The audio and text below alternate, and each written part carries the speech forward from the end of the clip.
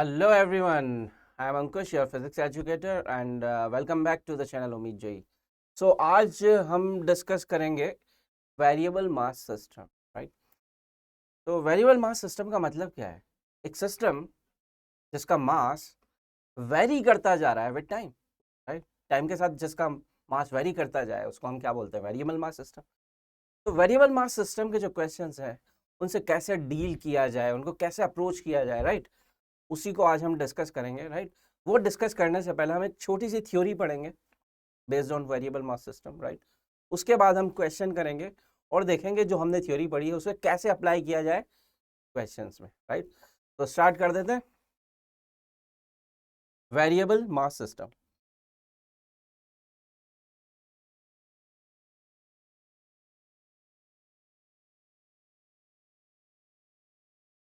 तो सबसे पहली चीज, ये जो वेरिएबल मास सिस्टम है ना, ये केवल जेई मेन में आते हैं। इसके क्वेश्चन केवल जेई मेन में आते हैं। जेई एडवांस में इसके क्वेश्चन आना बंद हो गए, राइट। तो basically this topic is for JEE Main, right. तो जेई मेन जितना ही हम करने वाले हैं इसको, ज़्यादा लेवल इसका हम नहीं करेंगे क्योंकि जेई एडवांस में तो एनीवे नहीं आता है, राइट। तो जेई मेंस के लेवल का हम इसको कर लेंगे, राइट। तो थ्योरी वाला पार्ट कर लेते हैं। तो थ्योरी वाला पार्ट कुछ ऐसा है। तो जेई मेन का ये टॉपिक है, तो इसको देख लेते हैं। मान लो एक सिस्टम है जिसका इनिशियल जो मास है ना वो m0 है। इनिशियल मास मतलब at t equal to 0, right. तो ये मेरा एक सिस्टम ले लेता हूँ मैं, जिसका इनिशियली जो मास है वो लेट सपोज m0 है, t इक्वल टू 0 पे, राइट। कुछ टाइम बाद, आफ्टर सम टाइम t, कुछ टाइम बाद सिस्टम का जो मास है ना, क्योंकि वेरिएबल है तो मास कुछ चेंज हो जाएगा। तो मान लो एट सम टाइम t इसका मास हो जाता है m, राइट, और इसकी कुछ वेलोसिटी हो जाती है v।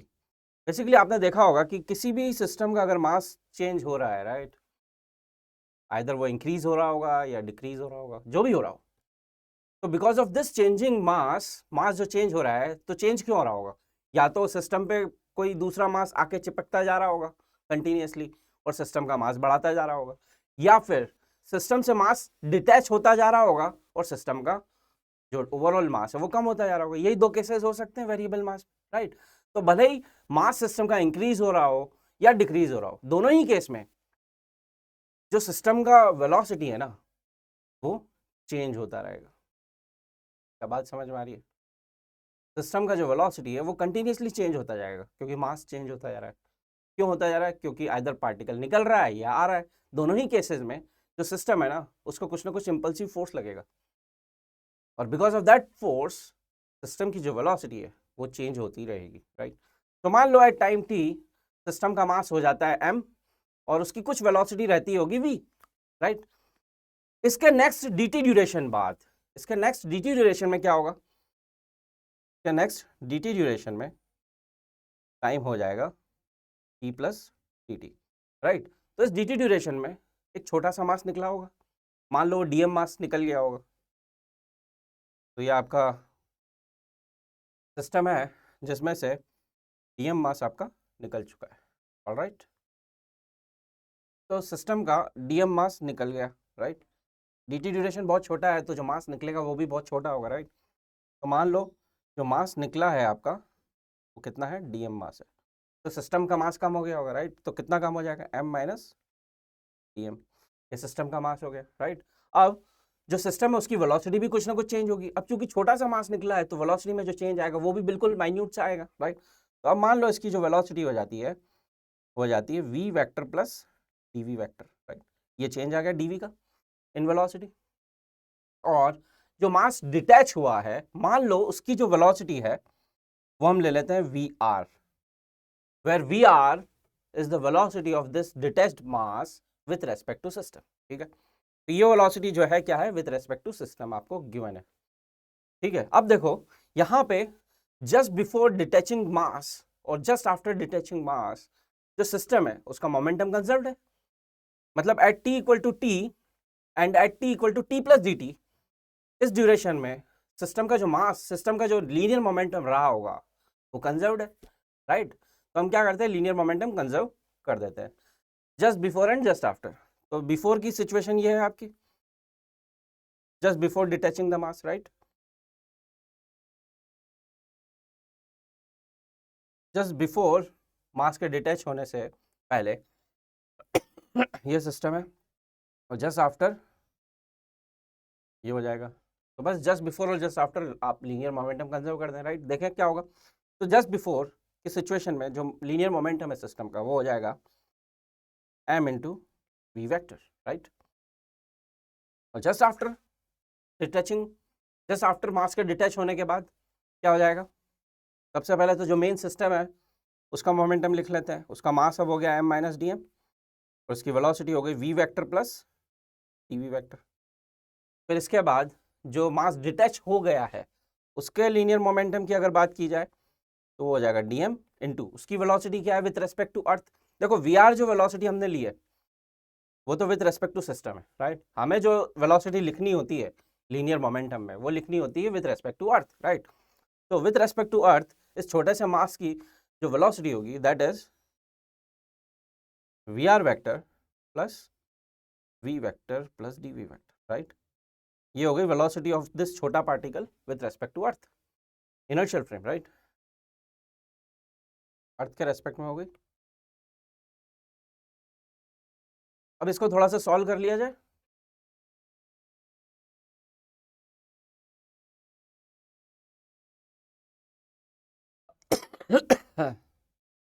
हाँ, तो इसको सॉल्व कर लिया जाए। देखें लेफ्ट हैंड साइड में तो एम वी वैक्टर है, और राइट हैंड साइड में देखो क्या हो जाएगा, m v vector plus m D we vector minus D m v vector minus D m into d we vector, ये हो गया, plus d m v r vector plus d m v vector plus d m D we vector, right. ये हो गया। अब यहाँ पे आप देख सकते हैं कि एम वी वैक्टर से एम वी वैक्टर कैंसिल हो गया, राइट। और क्या कैंसिल हो जाएगा, इससे ये कैंसिल हो गया,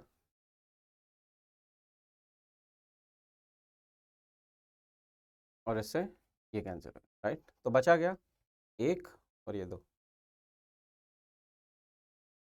तो यहाँ पे तो मैं लिख देता हूँ M D we vector is equal to, ये V R as it is है, राइट, और यहाँ माइनस डी एम लिख लेते हैं। ये हो जाएगा आपका, राइट। All right. तो यहाँ पे क्या कर दें, अब हम बोथ साइड डी टी से डिवाइड कर दें। यहाँ मैंने डी टी से डिवाइड कर दिया और यहाँ पे भी डी टी से डिवाइड कर दिया, राइट। तो लेफ्ट हैंड साइड में अगर देखेंगे तो this D we by D T is nothing but rate of change of velocity of system, right. तो D we by D T आपका क्या हो जाएगा, acceleration of system, right. System accelerate करेगा ना, क्योंकि उसको कंटिन्यूसली एक थ्रस्ट फोर्स लग रहा है। क्यों लग रहा है, क्योंकि उस सिस्टम से कंटिन्यूसली एक जो पार्टिकल है या मास जो है डिटैच होता जा रहा है। तो मास डिटैच होता जा रहा है, तो मेन सिस्टम को कंटिन्यूसली एक थ्रस्ट फोर्स लग रहा होगा, राइट। तो because of that thrust force उस सिस्टम के पास एक्सेलरेशन आ गया, और वो एक्सेलरेशन हमने यहाँ से निकाल लिया, right. M into this is acceleration of system. तो ये जो चीज़ है m into d we by D t, ये क्या चीज़ है, एम इंटू ए, ये मुझे क्या देगा, थ्रस्ट फोर्स जो सिस्टम को लग रहा है, राइट। सो नेक्स्ट पेज पे चला जाए। तो नेक्स्ट पेज पे चलते हैं तो देखेंगे कि जो M D we by D T है that is equal to P R minus D M by D T. यहाँ तक आ गया था। अब ये जो चीज़ है ये आपका एक्सेलरेशन ऑफ सिस्टम है, तो ये हो गया m into acceleration of system is equal to v r minus D M by D t. तो बेसिकली आपको यहाँ से क्या मिल जाएगा, यहाँ से आपको मिल जाएगा थ्रस्ट फोर्स। क्यों, ये जो चीज़ है ये एम इंटू ए, ये क्या है, थ्रस्ट फोर्स। एफ थ्रस्ट जो सिस्टम को लग रहा है because of variable mass, because of, क्यों क्यों लग रहा है थ्रस्ट फोर्स सिस्टम को, क्योंकि सिस्टम से कंटिन्यूसली मास डिटैच होता जा रहा है। तो मास जब डिटैच होगा तो जो मास डिटैच हो रहा है वो कंटिन्यूसली सिस्टम को एक थ्रस्ट फोर्स लगाता जाएगा, राइट। वो थ्रस्ट फोर्स आपका ही रहा, राइट। तो उसका फॉर्मूला हमारे पास आ गया, v r into minus D M by D t, right. ये आपका थ्रस्ट फोर्स का फॉर्मूला आ गया। इसे क्या बोलते हैं हम? Thrust, right. तो ये थ्रस्ट फोर्स हो गया, राइट। यहाँ पे अब ये जो फॉर्मूला है इसमें क्या क्या है वो एक बार फिर से मैं बता देता हूँ। यहाँ पे जो वी आर है वो क्या है? वो है वेलोसिटी ऑफ डीएम मास। वो डीएम मास जो डिटैच हुआ ना उसकी velocity, right. Velocity of DM mass with respect to system, right, system के रेस्पेक्ट में। और यहाँ पे minus DM by D T क्या हो जाएगा आपका? ये हो जाएगा rate at which mass is decreasing. किसका? सिस्टम का। Minus DM by D T है रेट एट विच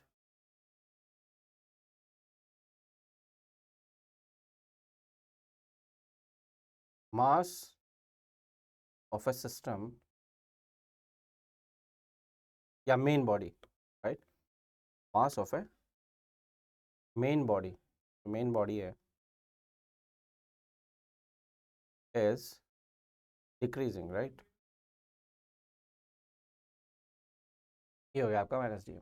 तो यहाँ से आपको एक थ्रस्ट फोर्स मिल गया। तो जब भी किसी सिस्टम का मास डिक्रीज हो रहा है, या यूं कहें उस सिस्टम का अगर मास कुछ ना कुछ थोड़ा थोड़ा मास निकलता जा रहा है, डिटैच होता जा रहा है, तो because of that detachment, because of that continuous detachment of mass from the main body और सिस्टम, उस सिस्टम और मेन बॉडी को एक थ्रस्ट फोर्स लगता है। और वो थ्रस्ट फोर्स हमें कैसे मिलेगा? इस फॉर्मूले से। ये आपका एक बेसिकली फॉर्मूला आ गया, राइट। बट ये फॉर्मूले की एक स्पेशल कंडीशन है कि जो सिस्टम या जो मेन बॉडी है उसका मास कम होता जा रहा है। अगर सिस्टम या मेन बॉडी की मास इंक्रीज होती जाएगी तो फॉर्मूले में क्या चेंज आ जाएगा? तो वो ही देख लेते हैं हम, राइट। तो अब मैं एक जनरलाइज फॉर्म लिख देता हूं इस फॉर्मूले का। वो जनरलाइज फॉर्म ये है कि if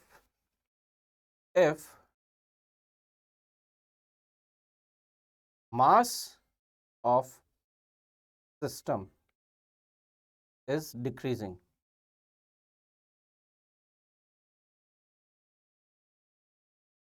mass of system is decreasing, तो जो thrust force लगेगा वो क्या हो जाएगा?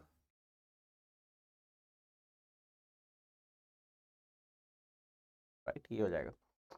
ये फॉर्मूला आपको लगाना है। यहाँ से आप देख सकते हैं कि जो thrust force है, राइट, वो क्या है? Opposite to v r vector. देखो यहाँ पे माइनस आ गया ना, तो फोर्स वेक्टर जो थ्रस्ट फोर्स है वो क्या होगा? अपोजिट होगा ना वी आर के, राइट। तो यहाँ से आपको मिल जाएगा thrust is opposite to v r vector, right.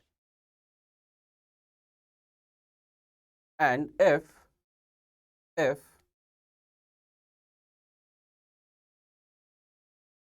mass of system is increasing, मतलब मास ऑफ सिस्टम इंक्रीज कैसे होगा? छोटा छोटा पार्टिकल आके उस सिस्टम पे चिपकता जाएगा कंटिन्यूसली, मास सिस्टम का बढ़ता जाएगा ना। तो जब कोई छोटा छोटा पार्टिकल किसी सिस्टम पे चिपकता जाता है आके, राइट, तो वो जो छोटा पार्टिकल है जब चिपकेगा ना तो वो एक मेन बॉडी या सिस्टम को थ्रस्ट फोर्स लगाता है, राइट। और वो थ्रस्ट फोर्स आपको कैसे मिल जाएगा? वो होगा, डिफरेंस यही है, यहाँ पे जब मास डिक्रीज हो रहा था तो यहाँ माइनस आ गया था, राइट। जब मास इंक्रीज होगा तो माइनस हट जाएगा। तो ये थ्रस्ट फोर्स लगेगा जब सिस्टम का मास इंक्रीज हो रहा होगा, राइट। तो इस केस में जो थ्रस्ट फोर्स होगा that is parallel to v r vector, right. तो ये अपना थ्योरी वाला पार्ट हो गया। तो यहाँ से हमने क्या सीखा? हमने ये सीखा कि जब भी किसी सिस्टम का मास वेरिएबल होता है, मतलब सिस्टम का मास जो है वेरी कर रहा है, और वेरी क्यों कर रहा है? दो तरीके से कर सकता है। आइदर उस सिस्टम पे कंटिन्यूसली मास आता जा रहा है विद टाइम, तो मास इंक्रीज हो रहा होगा, या फिर उस सिस्टम पे कंटिन्यूसली मास निकलता जा रहा होगा, तो उस सिस्टम का मास कम होता जा रहा है, राइट। तो इन दोनों केसेस में हमेशा एक मेन बॉडी जो है या सिस्टम, उसका उस पर एक थ्रस्ट फोर्स लगेगा, राइट, और वो थ्रस्ट फोर्स का फॉर्मूला हमने डिराइव कर लिया है, राइट। तो अब हम देखते हैं कि इस पर बेस्ड क्वेश्चन कैसे आएंगे, राइट। तो एक क्वेश्चन किया जाए। तो क्वेश्चन देखिए आपके सामने है। तो आपके सामने ये आपको एक ट्रॉली दिखाई दे रही होगी, राइट। ये ट्रॉली इनिशियली रेस्ट पे है, इनिशियली ट्रॉली रेस्ट पे है, और ट्रॉली के ऊपर एक फिक्स हुप बना हुआ है। इस हुप से क्या हो रहा है, कंटिन्यूसली सैंड पार्टिकल्स गिरते जा रहे हैं, और किस पे गिरेंगे, वो ट्रॉली पे गिरेंगे, राइट। तो ट्रॉली को देखा जाए तो ट्रॉली का जो मास है ना वो बढ़ता जाएगा। क्यों बढ़ता जाएगा, क्योंकि उस ट्रॉली पे कंटिन्यूसली सैंड पार्टिकल्स गिरते जा रहे हैं, तो ट्रॉली का मास बढ़ता जाएगा ना, राइट। तो ये एक वेरिएबल मास सिस्टम का क्वेश्चन हो गया। तो इस क्वेश्चन को कैसे किया जाए, इस सवाल में करना क्या है, देखो इनिशियली आपका ट्रॉली रेस्ट पे है, और फिर हम क्या करते हैं, ट्रॉली को एक कांस्टेंट फोर्स लगाना स्टार्ट करते हैं, एफ। एफ कांस्टेंट फोर्स इस ट्रॉली को लगाया जाता है, ट्रॉली मूव करने लगेगा, राइट। ट्रॉली मूव करेगा और ट्रॉली पे ऊपर से सैंड पार्टिकल्स गिरते जा रहे हैं, मतलब ट्रॉली का मास बढ़ता जाएगा, राइट। तो ट्रॉली को एक थ्रस्ट फोर्स भी लगेगा, क्योंकि जो सैंड पार्टिकल्स है वो गिरेंगे तो थ्रस्ट फोर्स लगाएंगे, राइट। तो हमें ये बताना है कि अगर थ्रस्ट फोर्स लग रहा है तो ट्रॉली के पास एक्सेलरेशन है, ट्रॉली के पास अगर एक्सेलरेशन है तो ट्रॉली का वेलोसिटी चेंज होगा, और वेलोसिटी चेंज होगा तो हमें वही बताना है कि वेलोसिटी या स्पीड जो है वो टाइम के साथ कैसे वेरी कर रहा है, राइट। उसका एक इक्वेशन निकालना है। तो जरा गौर फरमाइए, ये जो सिचुएशन हमने बनाई है, राइट, ये है t इक्वल टू 0 की, जब ट्रॉली का मास कितना दिया हुआ है, m0। तो ट्रॉली का मास जो है ना m0 है, ट्रॉली अभी खाली है और रेस्ट पे है, फिर हमने फोर्स लगाना स्टार्ट किया तो ट्रॉली मूव करेगी। तो हम क्या करते हैं, किसी भी इंस्टेंट t की बात करते हैं। तो किसी भी इंस्टेंट t पे क्या सिचुएशन हुई होगी, तो किसी भी इंस्टेंट t पे ये आपकी ट्रॉली है, राइट। ट्रॉली पे एक कांस्टेंट फोर्स तो लग ही रहा है, ट्रॉली की मान लो कुछ वेलोसिटी v हो गई होगी टाइम t पे। अब ट्रॉली को एक्सेलरेशन लग रहा होगा, राइट, किस डायरेक्शन में लगेगा वो हम देखते हैं, बट पहले एक बार फ्री बॉडी डायग्राम बना ले। तो ट्रॉली पे at t equal to t जो एक फोर्स मैंने दिखाया है वो तो कांस्टेंट फोर्स कंटिन्यूसली लग ही रहा है, इस पर एक और फोर्स लगेगा, दैट इज थ्रस्ट फोर्स। और थ्रस्ट फोर्स किस डायरेक्शन में लगेगा वो हम किस फॉर्मूले से निकालेंगे। तो हमारे पास दो फॉर्मूले हैं। अगर सिस्टम का मास डिक्रीज हो रहा है तब कौन सा फॉर्मूला लगाना है हमें, ये वाला, और सिस्टम का मास अगर इंक्रीज हो रहा है तो हमें ये वाला फॉर्मूला लगाना है। तो हमारे केस में जो क्वेश्चन है उसमें क्या हो रहा है, सिस्टम का मास इंक्रीज हो रहा है, राइट। तो हमें कौन सा फॉर्मूला लगाना है, ये वाला। तो ये फॉर्मूला हम लगाएंगे, फॉर्मूला जो है थ्रस्ट का, that is v r vector d M by D t, ठीक है। अब यहाँ पे इस क्वेश्चन में एक और चीज गिवन है कि जो हुप से सैंड पार्टिकल्स गिर रहे हैं वो किस रेट से गिर रहे हैं, म्यू रेट से, राइट। ये आपको गिवन। तो किसी भी टाइम टी पे जो ट्रॉली है उसका टोटल मास, यहाँ पे सैंड पार्टिकल भी होंगे, कुछ गिर चुके होंगे, तो टोटल मास जो है सैंड प्लस ट्रॉली सिस्टम का वो मान लो m हो गया, राइट। और नेक्स्ट dt ड्यूरेशन में एक पार्टिकल ऐसे गिर रहा है, राइट। तो जो पार्टिकल गिर रहा है उसको अगर मैं विथ रेस्पेक्ट टू ट्रॉली देखूंगा, राइट, तो अगर मैं विथ रेस्पेक्ट टू ट्रॉली देखूंगा तो उसकी दो वेलोसिटीज होगी, एक तो वर्टिकल डायरेक्शन में होगी और एक हॉरिजॉन्टल डायरेक्शन में होगी v। ट्रॉली की हॉरिजॉन्टल में अगर वेलोसिटी v है तो विथ रेस्पेक्ट टू ट्रॉली जब मैं सैंड पार्टिकल को देखूंगा तो सैंड पार्टिकल की दो वेलोसिटीज दिखेगी, एक तो वर्टिकल में वो आ ही रहा है वो तो दिखेगा ही, प्लस हम ट्रॉली पे बैठ के देख रहे हैं सैंड पार्टिकल को, तो सैंड पार्टिकल को एक और वेलोसिटी मिल जाएगी विच इज द ट्रॉली की वेलोसिटी के बराबर ही होगी, राइट। तो अब वर्टिकल में तो हमें फोर्सेस देखने की जरूरत ही नहीं, क्योंकि वो तो बैलेंस एनीवे हो ही रहे होंगे। हम किस में इंटरेस्टेड है, हॉरिजॉन्टल में ट्रॉली में कौन कौन से फोर्स लग रहे हैं। तो एक फोर्स तो हमने ये बना दिया जो कि लग ही रहा है कंटिन्यूसली, एक और फोर्स लग रहा है थ्रस्ट फोर्स। वो क्यों लग रहा है, because of this velocity, right.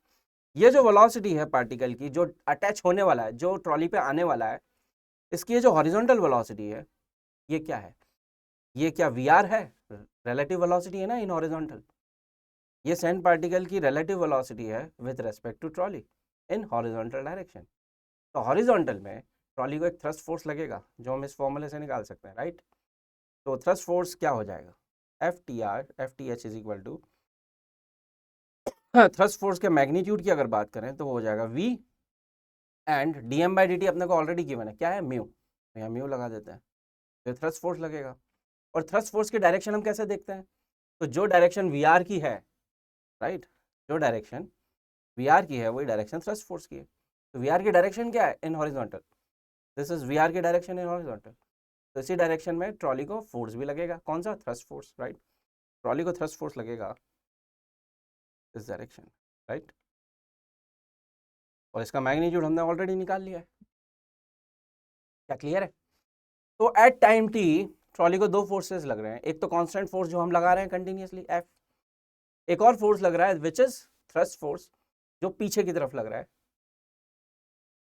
जिसका मैग्नीट्यूड है म्यू वी, क्लियर है, म्यू वी।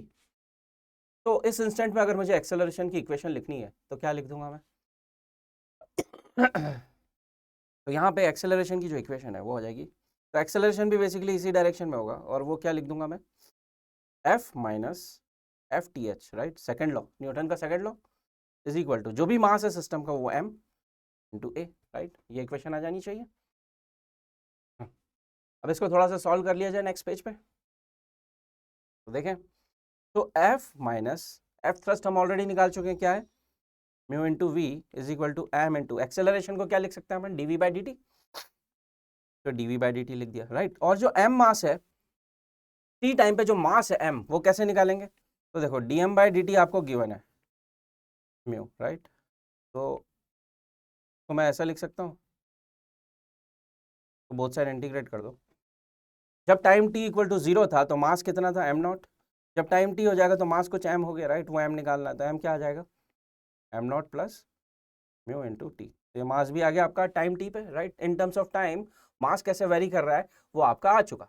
इनको सॉल्व कर लो, डिफरेंशियल इक्वेशन को देखो, f minus mu into v is equal to m को हम लिख देंगे m not plus mu into t v by d t, ये एक डिफरेंशियल इक्वेशन है। देखो टाइम टाइम की इक्वेशंस, टाइम टाइम की वैल्यूज को एक तरफ ले लो, बाकी को एक तरफ ले लो, तो टाइम टाइम कौन सा है, तो बेसिकली इसको मैं लिख सकता हूँ D T by M not plus mu T, right, और बाकी वी वी की टर्म्स को एक तरफ ले लिया हमने, राइट, ये आ गई। अब बोथ साइड क्या कर दें, इसको इंटीग्रेट कर दें, डिफरेंशियल इक्वेशन का सिंपल सा सवाल है।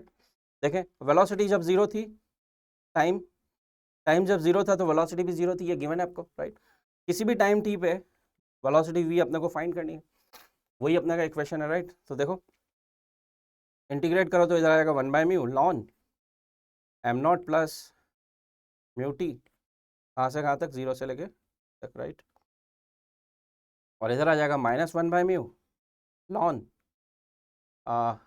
एफ माइनस म्यू वी, कहाँ से कहाँ तक, जीरो से लेके वी तक, राइट।